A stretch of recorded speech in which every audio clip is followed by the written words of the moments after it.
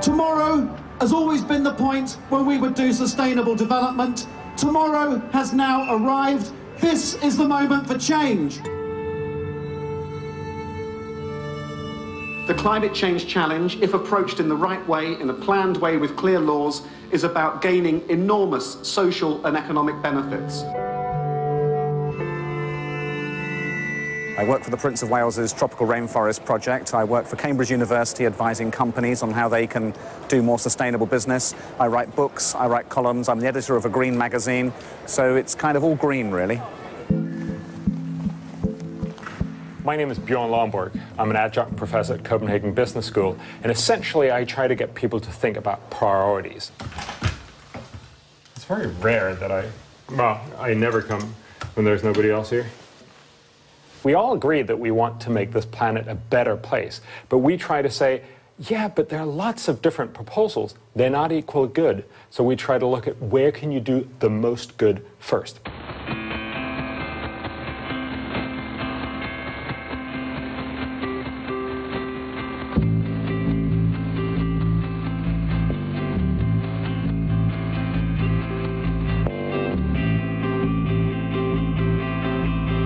Well, I've known Bjørn for about 7 years now, following the publication of his book, The Sceptical Environmentalist, which caused quite a stir in the UK, attracted quite a lot of media coverage, and I was asked, as one of the more visible environmentalists in the UK, to respond to it. For the cost of Kyoto for just 1 year, we could solve the single biggest problem in the world. We could give clean drinking water to the entire third world. But then every single person in the world. After that, and that would be, if we don't have Kyoto, then what happens? I mean... Yes, it will get warmer. Yes, it will be a less pleasant world than if it hadn't gotten warmer. However, it's not going to get dramatically much warmer. It'll get 2 or 3 degrees warmer. That will primarily harm the third world. I think and then we have to ask ourselves, don't we want to help the third world now? Okay. The professor has really misrepresented what we stand for, and he's used a very questionable use of bias, selective use of facts, misquoting of scientists in order to build a picture that simply isn't true. Now, don't listen to me about this. You know, I mean, after the initial blaze of publicity, there's been an absolute furore in the scientific literature. To put it politely, the professor's case has been comprehensively trashed. Okay. Lies, damn lies, and statistics. Yes, we have disagreements, but he's a very smart guy, and he has good understanding of a lot of the science and a lot of the politics behind it.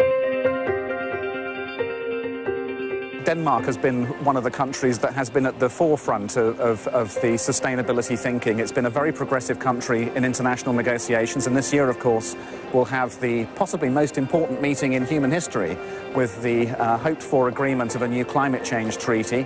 So I think it's a great place to have these kinds of discussions.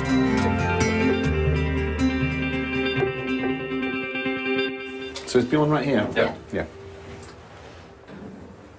Yes. Hey, Tony, you managed. How the devil are you? Lovely to see you again. Good to see you. Yes. And welcome to Copenhagen. Thank you. Well, it's about time I caught up with you here. Every time I see you, it seems to be in London or somewhere else. I know. Yeah. It's great that you're Cool. here. And I managed to get a card that doesn't actually work, so we can't really get in. We can't get into your office? This is all you can get to see. It's really just boring offices. You know how it is. I know exactly how it is, yeah. Well, no, you get an idea of what you're up to here, though, in terms of global Yeah. challenges and how they need to be addressed. Yeah. Yeah, very good. Yeah. So I guess you must be horrendously busy with the Copenhagen meeting coming. We are. I don't know if you saw, we just actually did a Copenhagen consensus for climate. I haven't seen that one. You know, we said, listen, everybody's going to come together in Copenhagen, and they're going to spend a lot of money on climate. They are. So what are the smartest things just within climate? Not talk about, you know, could you do something else with HIV or malnutrition or something else, but just within climate. So we had some of the world's top economists, including 3 Nobels, listen to all these arguments and basically come out with a ranking. Right. You might be interested in knowing that what they basically said was at the very top is invest in research on geoengineering, because that's potentially an incredibly cheap way of short-term fixing climate change. Yeah. And then the second one was research and development in energy technology. Essentially say, listen, we need to have the solutions that are going to power the rest of the 21st century. Well, we're going to have 9 billion people, and we're going to have to cut emissions by 80%. I mean, it's pretty much without precedent, that scale of challenge. So what is your ranking say about the tropical rainforests? Because there's new research coming from some of the tropical countries showing how something like 15% of global emissions are being reabsorbed by the existing primary forests. This is the conversation that's going on at the moment. If we can find a way of crafting a financial mechanism to pay Brazil and Indonesia and the African countries to keep their forest where it is. It's very, very hard to pay one tract of forest to stay, but then, of course, somebody else is going to start... Global leakage. And that's a huge issue. It's happening, this leakage. So the Brazilians are clamping down on cattle ranching being expanded, on logging, illegal logging, and on soybean expansion, but all these commercial interests are moving to Guyana and Suriname. So you've got to find a way of coming with a global mechanism, otherwise you just displace it. It's pretty much what's happened with fossil fuels. If you look at North America and Europe having reduced their industrial emissions, we're just importing them from China now. And the Chinese make this point very eloquently. They say, you want to cut our emissions, but actually they're for you. So where are we going first, Bjørn? Have we got a plan? I think we have a plan, and we're actually going to go out and see some of the very beautiful windmills. Oh, I'd love to see those. I mean, we're going to go see them in live. Fantastic. So get your hat and coat and we're off.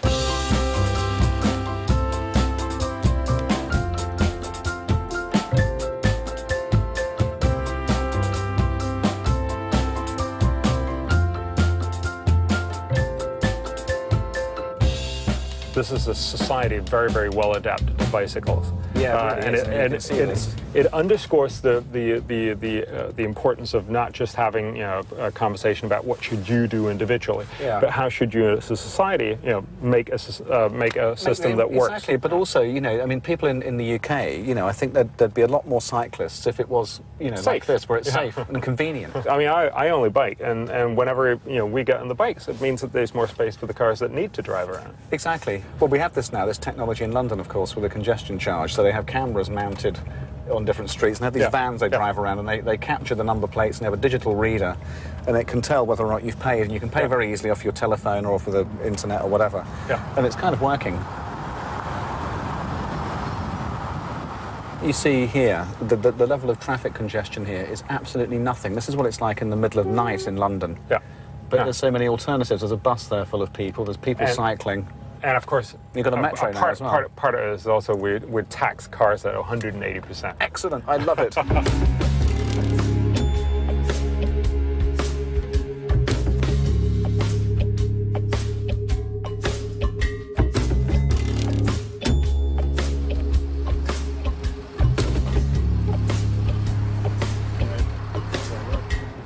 My camera, I should have done. Oh, you should. Well, you got a DVD of it. I got cameras. You're fine.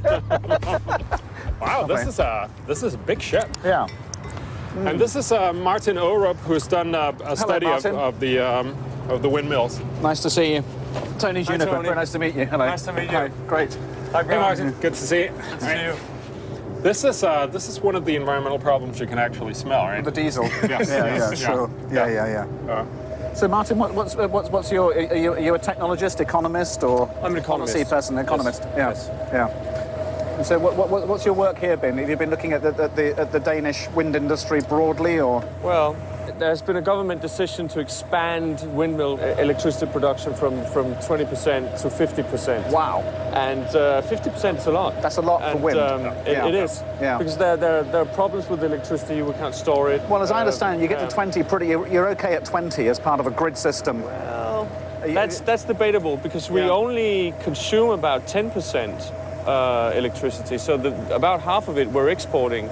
Was it going to Sweden and Norway? Or? Sweden, Norway, and Germany. Right. I think the point is that we have the politicians having made a decision at this point without really knowing how we're going to get there. No. It's like we've decided to build a bridge, and we're starting to build the bridge, and we don't know how wide the river is, we don't know how deep it is, and we don't even know if we have the right building materials. So it is a risky proposition to keep expanding windmill production. I think we've just had a big change in the UK recently with new legislation that now basically sets a legal framework to cut emissions by 80% by 2050. It's a huge, massive ambition. Yes. And so it's there. We don't know how we're going to do it. But I would say that even though you've got the, you know, the aim of building the bridge, not knowing how long it is or where it's going to, at least you know you've got to build the bridge. I think one of the strongest problems with much of environmental policy is if you're so bold that you're so far ahead of the pack that you actually turn people against it. And certainly what we've seen here in Denmark is that we've and not just a Martin study, but a number of studies have shown that we've basically paid an enormous amount of money and not gotten all that much back on it. You know, it's very clear that the global system and the European system is moving towards low-carbon living, and so we're going to have to deliver, you know, transport, consumption, food, electricity, heating in a much more low-carbon way. So, you know, if we're not going to do this, they're rather beautiful. This is the other thing I find amazing about the British situation. People think they're ugly. I think they're lovely. I don't think they're ugly. I live close to windmills. I have nothing against windmills. I love windmills.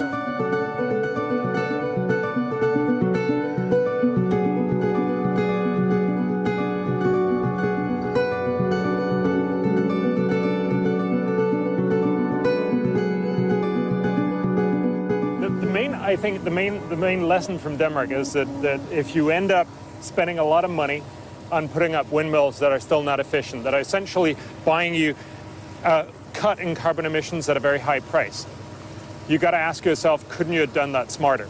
And I'm sure we can have that discussion for quite some hours.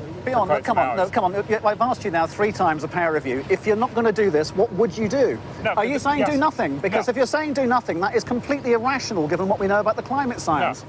I am saying that we should make sure that these are efficient before we put them up. It's using no energy. It's using no fuel. I mean, how much more efficient can you get from using no fuel? I mean, you're talking economic efficiency. Yes. I'm talking efficiency ecologically. It's not having any kind of input into it except the movement of the Earth's wind. And so, you know, that's efficient, I would say. I mean, why should we do things that are where the benefits are smaller than the costs? Tell me the alternative. What is the alternative? If not wind, tell me the cheaper way of doing it in Denmark now. There is no cheaper way of doing it in Denmark, and the point may be that we shouldn't be doing more than we're already doing in Denmark. Right, we have done a lot in Denmark. We have very high carbon taxes already. You just said it yourself. Above what most economists are You just said it yourself. Suggesting. This is the cheapest way of doing it. You just said it yourself. So your alternative is not to do it, and that's where I think, you know, we shouldn't be doing more than we're doing right now in Denmark. No. That's what the economic science is telling us. Now you can ignore the economic science. I'm not ignoring the economics. You just told me this is the cheapest way of doing it.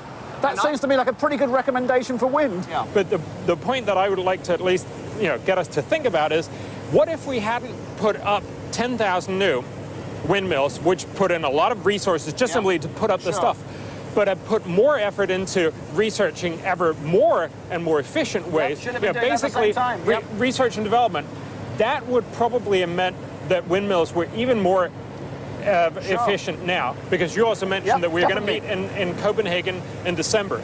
If we're going to get people to, and especially of course the Chinese and the Indians, but really everyone to sign up to this, we're not going to get it by saying, would you like to buy much more expensive energy than what you're buying today? A lot of people would tell you that that coal-fired power station over there is more expensive in terms of the global effects of the carbon will have on rainfall, on more extreme weather events, on damage to ecosystems.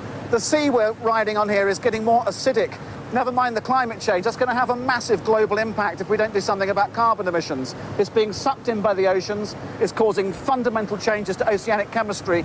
That's not in any of the... That's the kind of effects that the economists are putting into their models to see what the social costs of carbon emissions are. I just make a few judgments about the economics. You know, I mean, to put it completely bluntly, you know, a lot of the ecosystem services we're degrading. We cannot buy new ones. Once we've changed the climate, a lot of the modelling tells us that it might go into a completely different state from which we can't bring it back again. And once we reach that point, you know, the costs are going to ramp up in ways that we don't probably have enough noughts in our lexicon in terms of how we're doing modelling at the moment to tell us how much it's going to cost us.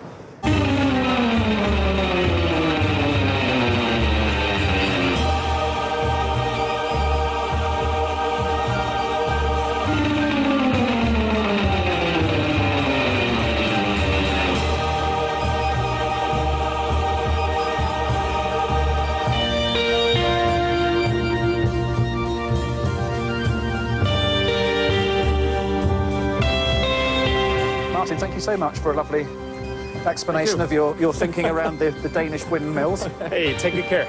Right. All right. See you next time. Yeah, Thanks very much. Bye-bye. Cheers. All right. Where are we heading? Over there? I'm assuming that we're going over for our car. car. There, yeah.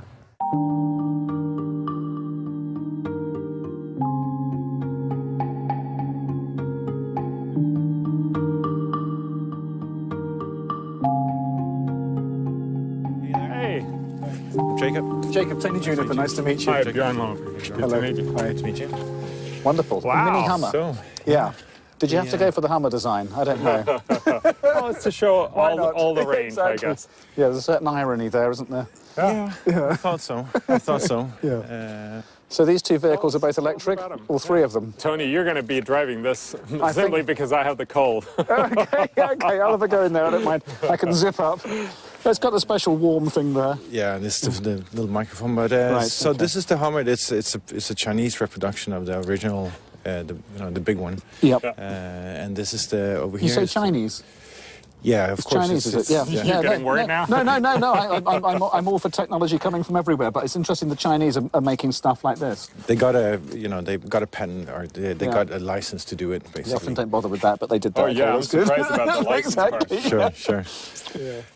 And then there is the scooter, right. And the Norwegian Buddy. And it's basically has been the only car in Copenhagen for a long time that you can get. Which one do you prefer? The scooter. The scooter? Yeah, cool. it's my scooter, actually. Yeah.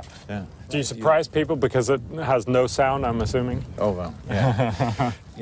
I'm doing this as part of an art piece called the CO2 E-Race. It's kind of a awareness project of tagging cities with using the cars as paintbrushes and GPS as paint, and then going into cities and having them drive in a path making CO2.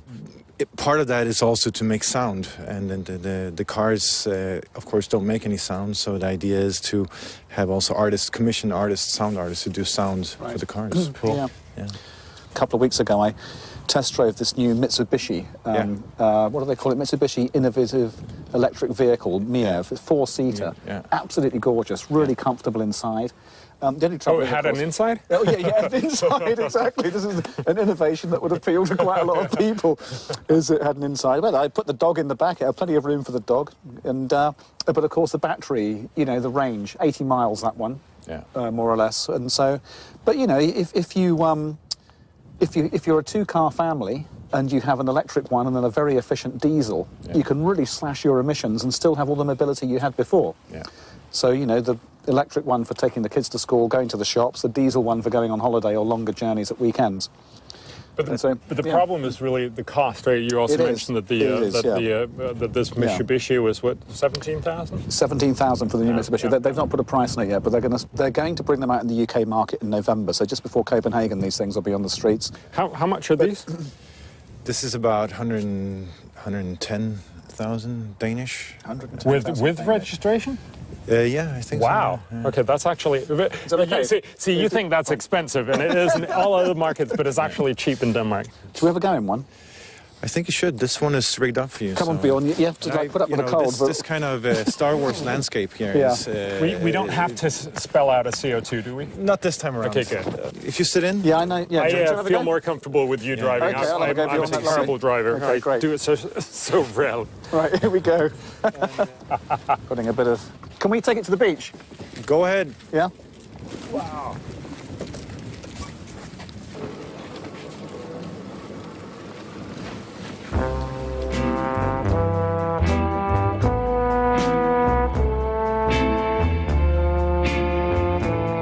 This is a bit odd, really. It has a slightly toy feel to it. It does. I can imagine teenagers liking this on a beach.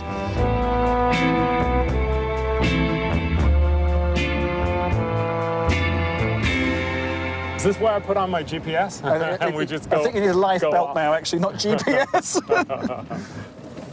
This is cool. Yeah, I guess this is the future, isn't it? Electric vehicles. I think everyone's... I cannot possibly imagine that we're not going to go there eventually. Yeah.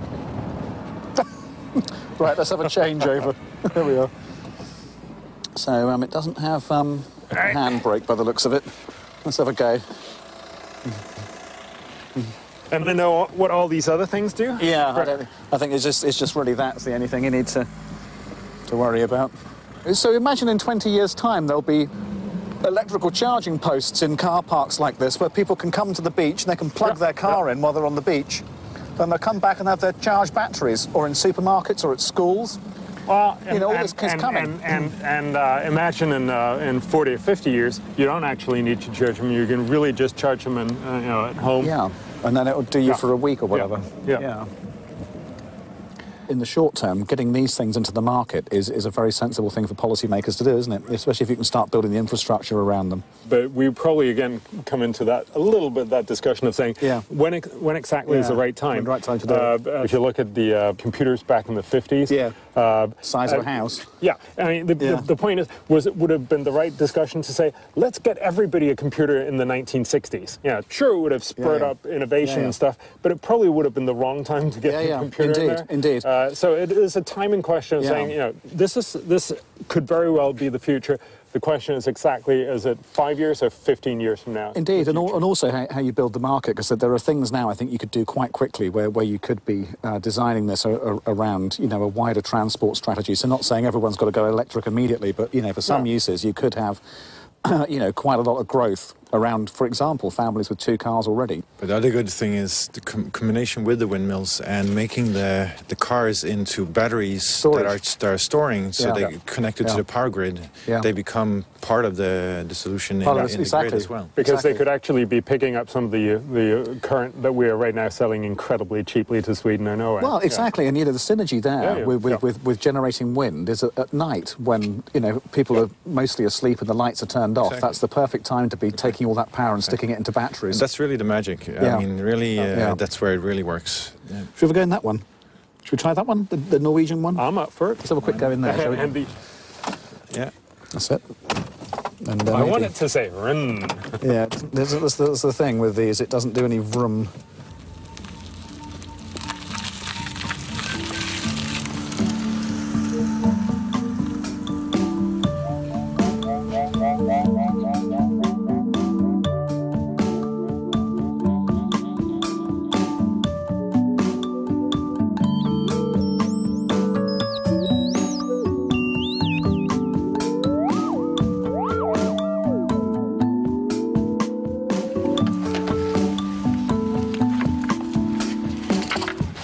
Wow. Okay. We couldn't actually get the keys out, but... Anyway, that's a very nice little car. It is. What's the range of that one, do you think, if you drive it carefully? What would you get, 60 miles? Or? Something like that. Yeah, something like that. But it's very much with this is that it's also how you drive it. Of course, I noticed this when I drove one recently, and you can really deplete the battery very quickly if you drive fast, and lots of acceleration, but also the lights and the CD player and the heater and all these things, don't they? They kind of take your power as well. Sure. Okay, let's go. We'll be heading out. It was great meeting you. Lovely to see you. Yes. Thanks very much for the demonstration. Hey, absolutely thank beautiful. you. My pleasure. Yeah. My pleasure. And see you next I'll time. be driving because you it's drive, the you drive right-hand side. Yeah, exactly. I think that's prudent. Yes. That's it. There we go. It is kind of funny. Into the night in this rather odd vehicle. I know.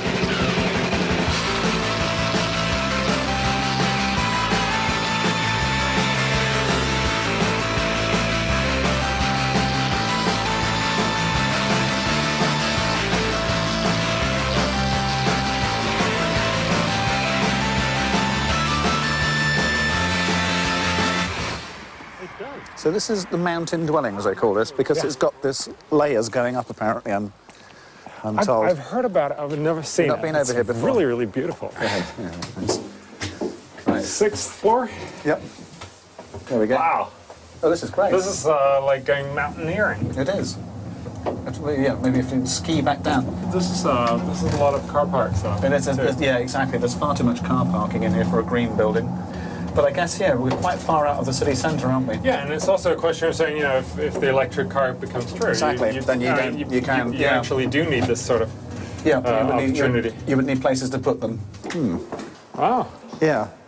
And this is very beautiful. Right, I'm guessing this is Bjarke. Yeah, it is. Yeah, is that Bjarke over there? Yeah. Hey. Hello, Bjarke. Hey. Hi. How's it going?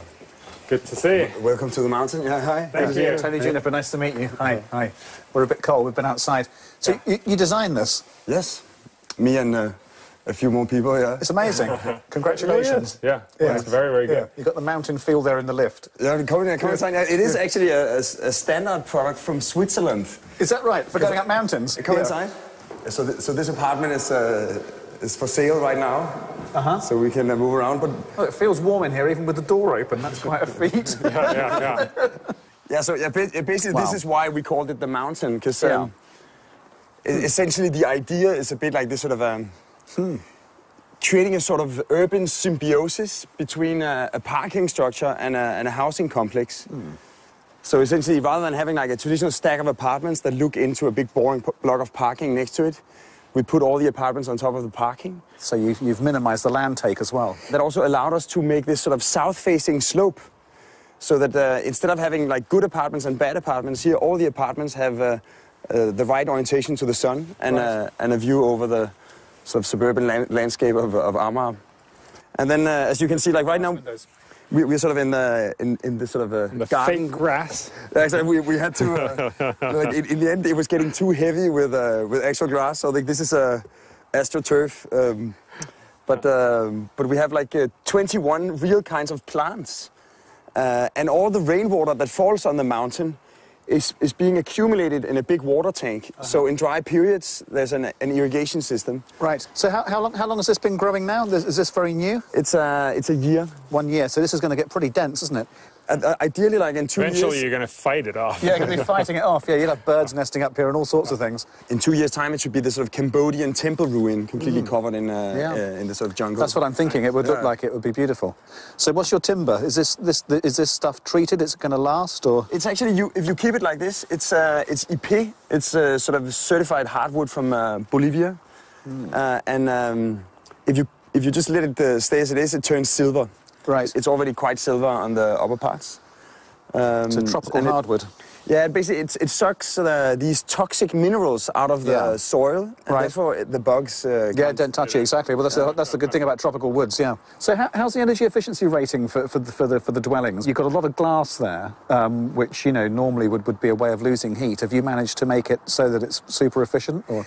The apartments have sort of a certain amount of glass, but obviously the two other facades face inside. Yeah. And obviously the back is like extremely well insulated because you have all the utility spaces, like all the bathrooms separating from the corridor, also for noise from the parking. And you've got the glass facing the sun, so you're going to get a benefit from that exactly. for much of the year. So you actually have like extremely good, but like, it's only been around for a year now, and it's not sort of fully inhabited, so we don't really have any actual feedback numbers. So that'll make a difference, won't it, when you get everybody in there? Should we step inside? Yeah. How much is this apartment? Yeah, Bjorn's thinking he might have to move around here. I'm just thinking, this is a nice place, This is a really nice place. This feels so lovely. I think it's like a 3 million kroner thing. 3 million kroner, 300,000 pounds? I can introduce you to the client. Maybe I could hire it for a week for the Copenhagen Climate Summit. You should. Actually, like one very important aspect of the architecture is that, as a thumb rule, when you are on the wooden deck, you are completely private and you can walk around naked.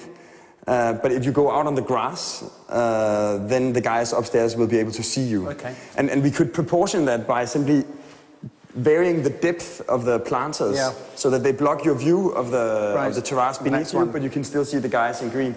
So also across the different floors, like normally you don't really interact with the guy living 2 floors above you. Sure. But here, like when you're on the extended part, see each other. Yeah. There's actually this sort of diagonal community, like almost like a social backyard. I guess it also goes to show that which is one of your points, that we need to think all of these into each other. It's not just about carbon emissions. Exactly. But it's about the whole lot, the social, the quality of environmental, living, and the cost and everything together. And do people want to live here at the end of the day? Right? Absolutely. Yeah. And I would imagine they do want to live here.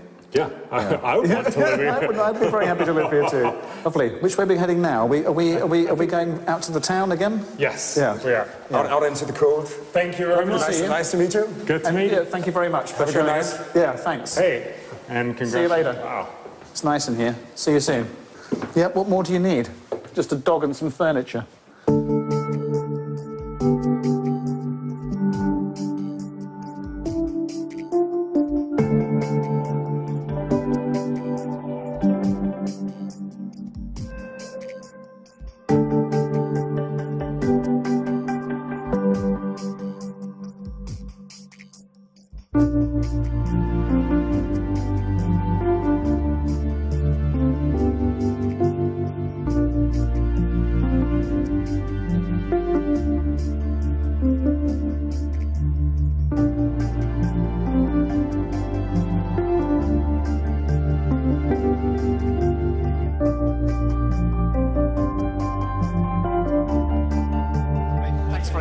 right, see you later. Yeah, very This is a nice place. It's a very nice place. Very big place too. I'm actually quite surprised. I haven't been a lot here. of people in here. Yeah. Lamb and chicken. I think if you look at the kind of food side, there are some quite big kind of personal choice issues and cultural issues there. And like we're in an organic place, which is beautiful. But like, you know, things like meat eating, which they is... still have lots of meat, yeah. Sorry? Yeah, they still have lots of meat on the menu. I think meat's okay from an organic point of view because organic systems, you need to build fertility without chemicals, and so animal manure is, you know, one of the ways you can do that. So I'm not vegetarian, but I do try to eat less meat, and I try to eat good meat from the point of view of how the animals were kept and stuff. But, you know, we've got China and India now, massively growing population, people getting richer, and so able to afford much more meat. And then if you look at the implications of this for grain, of course, and the way in which grain is being used to feed animals instead of people, there is a squeeze there. I don't think you're going to get most people not eating meat. You're not going to get me not eating meat. So what we really need is to find a way both to produce it more efficiently.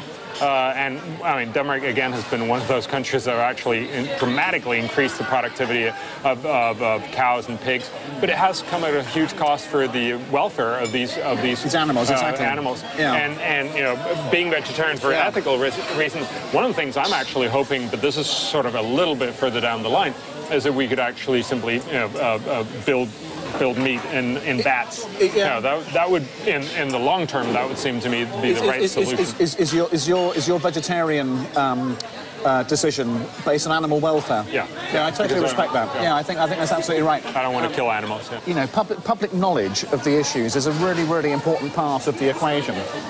And so if people know these issues and therefore can start taking judgments, I think that's kind of... I mean, this is one of the things I'm also wondering a little bit about, because if whenever you talk to people, they'll say, you know, more knowledge is a good thing. And yes, it is, but also, you know, the planet is full of problems. We don't want everybody to think about all these problems all the time. I mean, apart from the fact that we'd all get really depressed, it's also, in a certain sense, you shouldn't be making all these decisions all the time. I'd much rather have, for instance, a carbon tax as a good way of indicating, well, if I'm buying this carbon-heavy product, I'm paying more because there's a carbon tax in there. But I don't actually have to stand in the supermarket and think, was this produced in Spain and transported up here? Was it produced in Denmark? I totally agree with you. I agree with you 100%. The reason I think the public awareness is essential is because it shapes the politics. And so people are not going to go along with a carbon tax if they don't know about global warming. It's very, very hard to say that people don't know. I mean, well, they do know, I mean, it's almost being screamed at that a very large number of people are actually skeptical and think this is mainly for pressing through taxes, or don't even believe in global warming anymore, because, you know, and I think that's wrong, but it's a very sort of obvious psychological mechanism that you don't want to hear about it, and you just don't feel hear like about bad stuff. Well, you also feel like it gets pressed in your throat, I think. And so I think we're talking way too much scary scenarios and way too little about actual and smart politics. But I think you know, we're going through stages, and stage one is the one you just described, whereby people were kind of made aware that this is a scary, big, terrifying thing and something must be done. And as you know, that wasn't an easy discussion to have, because there were a lot of people out there who were saying it's not true, you weren't one of them. But there were people who came and said it's to do with sunspots, it's a natural phenomenon, and we shouldn't worry about it. So we had to have that argument. But I think we've got to stop that now, and we've got to get onto the next piece, which is the bit you just said, which is how we're actually going to do this. And to make it empowering, to make it attractive, you know, the lovely places we've seen today where, you know, you actually would want to live in it. You actually would want to live in that kind of transition, because it's nice. But really, when you look at all these solutions, they're just not nearly enough. And so, you know, if on stage one. In some sense, the electric cars and the housing and all the other stuff that we've seen today is just what will keep us on the business as usual scenario. And so the real question is, how are we going to get much below that? And that's where I keep coming back to saying, there's no way that's not going to happen unless we get, you know, dramatically better technology. Yeah, no, I agree. Yeah. Absolutely. This is an interesting thing. Well, how are we doing? Lovely, thank you. Wow. Fantastic. We get both at once here, do we? Yes. Could I have another one of those beers? Very nice. Thanks. Thanks. Thank you. Great, thank you. Thanks.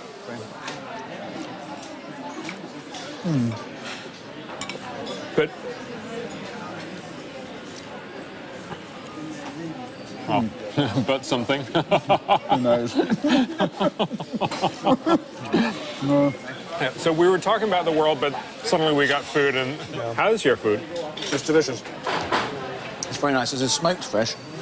I don't know which species it is. It looks like it might be some kind of haddock, I think, maybe. What is it? Haddock? Haddock. You know that species, haddock? Yeah. I mean, I know it in English. Cod family. Yeah, you don't know. Cod family. Very nice fish.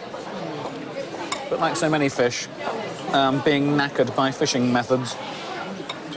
I think there is such a thing as trying to do it too fast, in the sense that, you know, with this urgency that we got to get to 2020.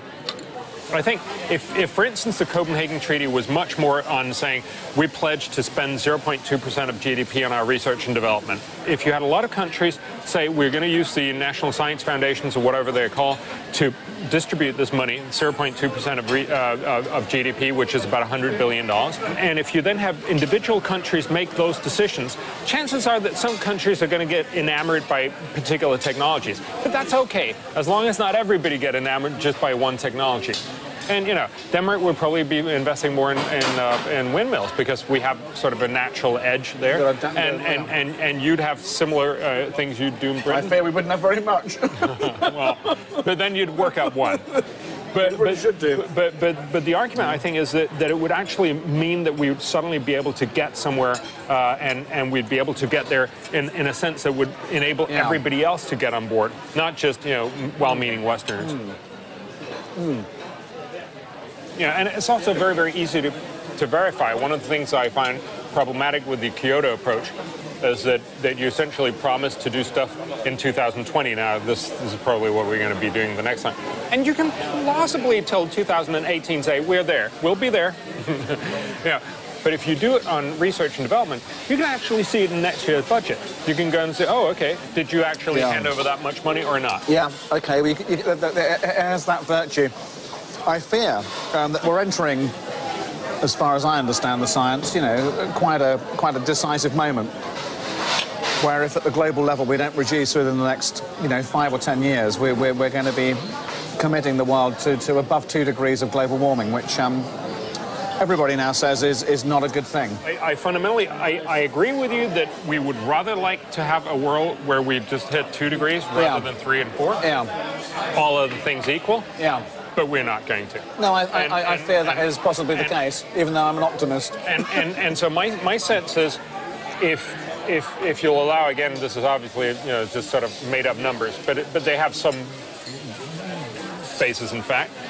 It seems to me that if we do the technology forcing, we have an 80% chance of actually tackling global warming within, what, 3.5 degrees. But if we do the targeting, we're pretty sure we're not going to get there. I don't think these are choices.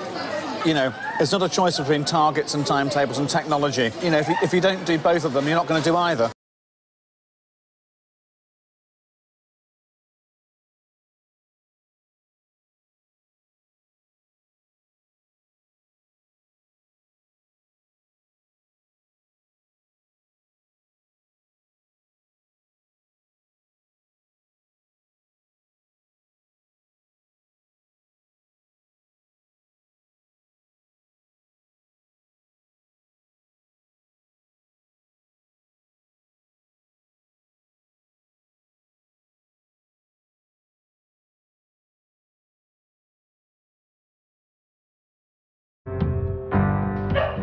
Aha, a dog. Let me see. Welcome. Yeah. Thank you. Hi, I'm Tony. I'm Peter. Hello, Peter. Nice to meet you. Nice a Cocker Spaniel.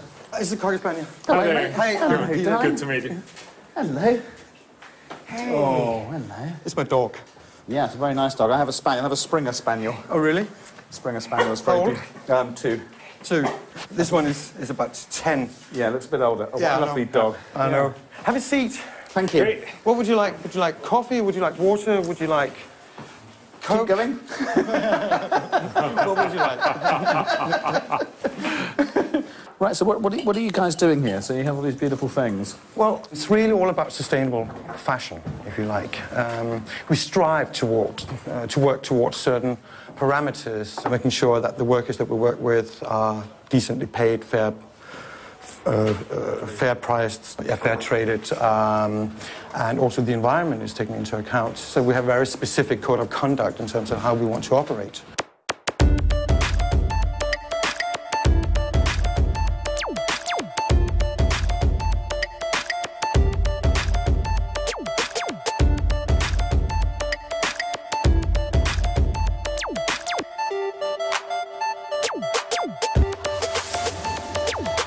One of the key things that we have to do at our end is we need to certify everything that we do.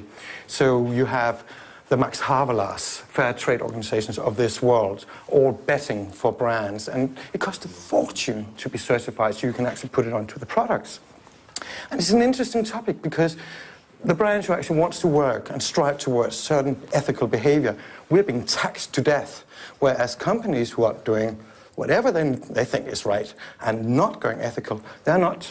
And so is the cost of the certification? Absolutely, it's ridiculous. Is this because Max Havelaar is making money off of this, or why? Some of the organizations, and I'm not here to slag off any of these organizations, but some of them are non-profit, so then they don't make the kind of money, but others do. And suddenly you're in a situation where, when you look, ultimately it will be about, here's two products, they look identical, but one is just 10% more expensive. By the way, it's organic, it's fair traded, but it's 10% more expensive. It should have been the other way around. It should have been the other way around. Absolutely. And I still don't get it, because that goes back to, should there be some kind of legislation coming in, potentially from the EU, or from our own segment, or from governments who would actually go in and make it easier for us to go ethical? It's obvious in a sense that it will be more costly if you want to do it in a better way, and in some way you have to ask, is the consumer ready to pay for that? The same thing happened on the timber certification, so the wood from the Forest Stewardship Council. I know. Same issues. Yeah. Would you go that radical and almost like legislate and almost became and say, like, this is the way it needs to be, otherwise, because people can't judge for themselves, someone needs to judge for them. Exactly. Well, I ran campaigns at Friends of the Earth for many, many years, and we did reach the point where we said, all these voluntary schemes, they're good for raising awareness, but they're not really good for solving problems. Here we go. Because, you got 10% of people who are choosing this, and 90% of people who are not choosing it. And, on things like climate change, where everybody has to be a part of the solution, you can't expect it to be a little voluntary niche scheme. No. So one of the things we concluded was that you need to have, change company law. So you've got to change. Here we go. You've got to change what companies are for. And so we said, not only should company directors be required to make a profit for the shareholders, they should also be working to best practice social and environmental standards. Agreed. I'm sorry to be the party killer here, but of course it is also important to say that typically our organizations and society works best if we actually have separate goals for separate people. It's not surprising, obviously, you would like to have more people competing on your playground, but at the end of the day, it has to be a decision on what is the right thing for us to choose. I hate the fact that the world is incredibly unfair and that people certainly don't get a good pay in most of the world. The question, though, is the right way to go fair trade, or is it perhaps much more a question of saying we need to have free trade and some of those kinds of issues? Right? So agree. So, however, again, if it's a question of saying we put a carbon tax on so that everybody has a level playing field, absolutely good. I'd agree with that. If we start to talk about what's best practice in this area, what is best practice in some other areas, we very easily get into actually awarding some companies a huge benefit and setting standards in a way that really just manipulates markets. Indeed, I can see that. But there's another piece of this, which is like, putting information into the market so that people can actually make an informed choice. And so on white goods, all the fridges and freezers and all these things, across Europe now we've got this A, B, C down to G scale. This made a huge impact on the purchasing behaviour of people who can now have information about what they're buying. But the industry fought that tooth and nail. And they were using the same arguments as you're using. Well, why put this information there? People can choose which product they want. Why do they want to be confused about the ABC rating? So the same arguments that are being used to, yeah. And you know, just as well, just because somebody used an argument in a bad way doesn't make it a bad argument all across. No, the point, of course, being here to say information is great to the extent that it doesn't actually end up confusing everybody. Sure. Yeah, we don't want it to be, you know, all kinds of technical information. No. We want it to be an A to G. Absolutely. Do you know what? SAS Airlines, I mean, aeroplanes, you know, I'm very worried about aeroplanes. But on the plane over here today, they had the carbon emissions per kilometre per seat on the aeroplanes. So that's wonderful. This is like, you know, raising people's awareness. I also believe still there need to be certain standards set for them via governments, whatever. Absolutely. And other parts needs to be done via information and people making up their own choices. In my business, we can do whatever we want, but if it doesn't look appealing, if it's not sexy, people are never going to go there. Well, we discussed this a lot this evening about this whole green thing having to be something that appeals to people. Appealing. It needs to appeal, exactly. So we should have rules for sexy now? I think we already have rules for sexy now. I really believe... Regulations. You got to be sexy.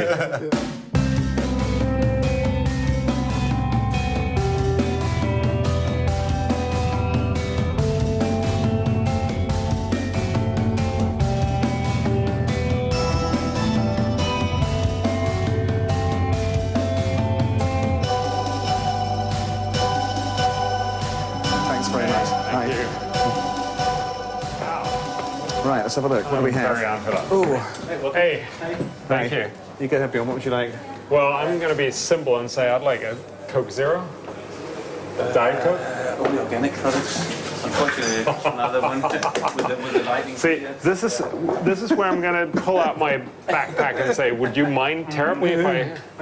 Soda with a little bit of citrus. Add it forfærdeligt, så? No. Tag det nærmere? Everything. Cool. Well, I'll be very happy to go with the organic theme. If you have a really nice glass of red wine, I'd... Yes. Thank you. Medium or full-bodied? Full-bodied for me, please. Can't you tell? You do know that when the filming is done, he's still going to be here. Cheers. Yes. Cheers. Cheers. Great to see you. And you. Always a pleasure.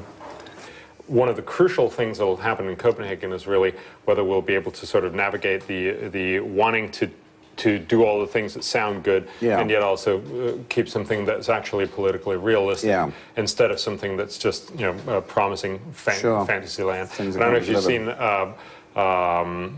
the Japanese case.